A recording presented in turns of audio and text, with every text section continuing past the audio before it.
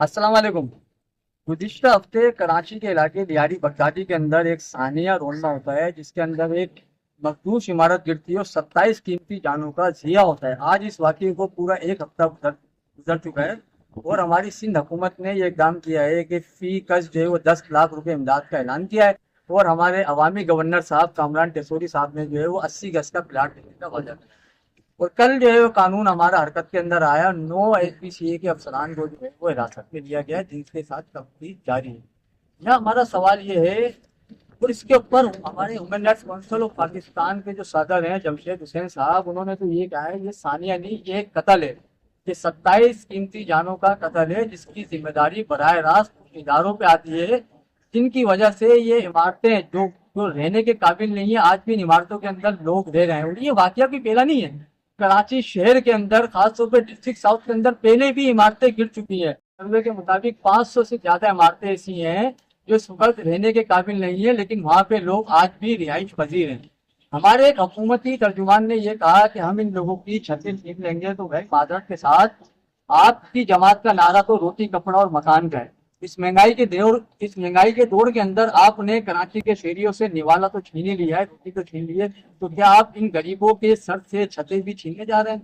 Women rights council of Pakistan یہ مطالبہ کرتی ہے حکومت وقت سے، سب سے پہلے آپ ان لوگوں کے لیے رہائش کا بندوبست کریں، ان کو متبادل فراہم کریں، اس کے بعد یہ جتنی بھی مخدوش عمارتیں ہیں جو رہنے کے قابل نہیں ہیں ان کو فل فور گرایا جائے اور اسی جگہ پہ دوبارہ جو ہے وہ تعمیر کیے جائیں، نئے گھر بنائے جائیں اور یہاں پہ انہی رہائشیوں کو بسایا جائے۔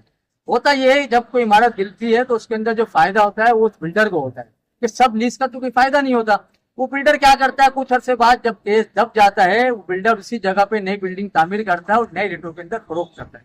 اب یہاں دوسرا سب سے اہم سوال یہ ہے، ماضی کے اندر آپ کے SPCA نے جن عمارتوں کو ڈیمولش کیا تھا یعنی کاسمیٹک کارروائی کی تھی، وہ عمارتیں دوبارہ تعمیر ہو چکی ہیں۔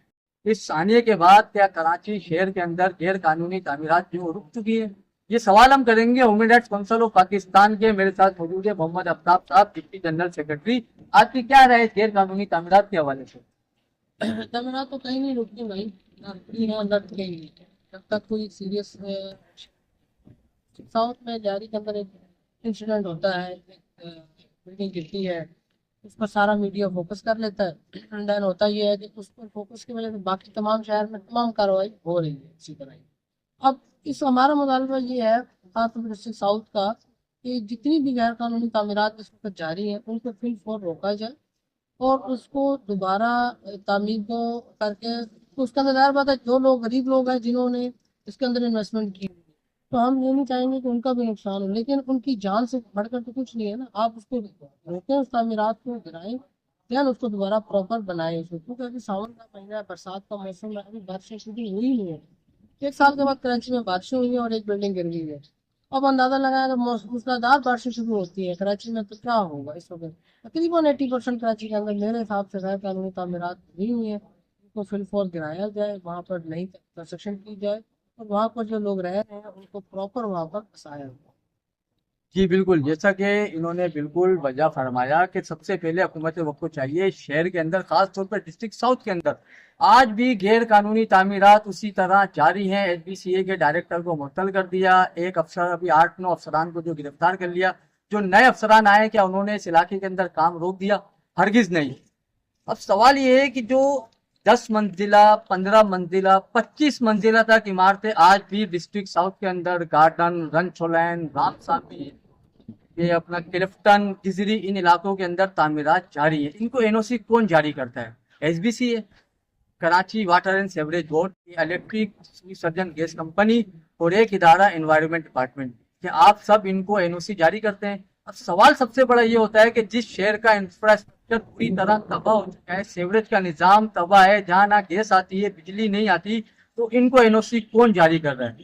Human rights council of Pakistan انشاءاللہ بہت جلد عدالت سے رجوع کرنے جا رہی ہے اور وہ ان تمام خاص طور پر ڈسٹرکٹ ساؤتھ کو سب سے پہلے ہم نے فوکس کیا ہے، پوری ایک کمپلیٹ ڈاکومنٹری بنائی جائے گی۔ حالیہ کچھ دنوں کے اندر جو عمارتیں تعمیر ہوئی ہیں وہ بھی بڑی عمارتیں اس وقت زیر تعمیر ہیں، وہ بھی ان سب کی کمپلیٹ ایک فائل بنا کے عدالت کے اندر ہم پیش کریں گے اور اس کے اندر ہم تمام اداروں کو فریق بنائیں گے اور عدالت سے یہ مطالبہ کریں گے کہ پہلے کارروائی آپ ان بلڈروں کے خلاف نہیں کریں، क्योंकि बिल्डर का तो काम है बिल्डिंग बनाना, 25 मंजिला का है 50 मंजिला भी बनाएगा, क्योंकि वो तामीर कर रहा है, वो मुल्क के अंदर कमाने आया है, वो तो कमाएगा। लेकिन सजा उन इदारों को मिलनी चाहिए, उन अफसरान को मिलनी चाहिए जो इस वक्त कराची के शहरियों की जिंदगी से खेल रहे हैं। यकीन जानिए, जो लोग कहते हैं कि सिस्टम ठीक नहीं हो सकता है, सिस्टम ठीक हो सकता है। कराची शहर का, पाकिस्तान का सिस्टम बिल्कुल ठीक हो सकता है अगर आपने हर इदारे के 10-10 अफसरान को चौक पे लटका दिया ना, तो आप देखिएगा ये सिस्टम बिल्कुल ठीक होगा। आज भी ये इदारे के चंद अफसरान जो करप्ट अफसरान है उसी तरह रिश्वत ले रहे हैं। एक बिल्डिंग की, इमारत की जिस वक्त पहली छत डाली जाती है, पहली छत से लेके आखिरी छत तक, हर छत के पैसे जो है वो थाने के अंदर दिए जाते हैं, इलाकाई थाने के अंदर। हर छत के पैसे जो है एसबीसी अफसरान को दिए जाते हैं। सोशल मीडिया पे जो साफी आए हुए हैं ब्लैकमेलर, ये इनका काम है तस्वीर खींचना, बाद में जो है ब्लैकमेल करना, 1000 रुपए, 500 रुपए, 5-5 हजार रुपए लोग जाते हैं। इन सबके खिलाफ कार्रवाई होनी चाहिए। हम क्या करते हैं, सबसे पहले जाके बिल्डर को पकड़ लिया, तो हमें इस तरह नहीं करना चाहिए। सिस्टम उस वक्त ठीक होगा जब हम इदारों के खिलाफ कार्रवाई करेंगे। और human rights council of Pakistan इंशाल्लाह बहुत जल्द अदालत से करेगी। अल्लाह हाफिज।